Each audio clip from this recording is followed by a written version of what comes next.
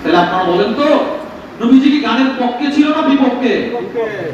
আজকে আমি নবীজি শুধু গানের পক্ষে না, রাসূলের জন্মদিনটা পালন করি ব্যাকসাইডে গান বাজায় বাজায়। নাউজুবিল্লাহ বলেন না। এও আবার গান বাজায় কোন জায়গায়? যেখানে নবীজির হাদিস পড়ানো হয়, মাদ্রাসায় হাদিস পড়ানো হয়, আর আমি ব্যাকসাইডে গান বাজায় বাজায় রাসূলের ক্বালা রাসূলুল্লাহর হাদিসে ব্যাঘাত সৃষ্টি করি। এর চাইতে অপমান, রাসূলের হাদিসের প্রতি অবাক আর কিছু হতে পারে বলেন? অসম্ভব না। যে নবী তো পছন্দই করে নাই, যেই রাসূল এটা শোনার আগে কান বন্ধ করে দিতেন, ইচ্ছাকৃত তো শুনতেনই না, অনিচ্ছাকৃত সত্ত্বেও যেন গান নবীজির কানে না ঢুকে নবীজি কান বন্ধ করে দিতেন।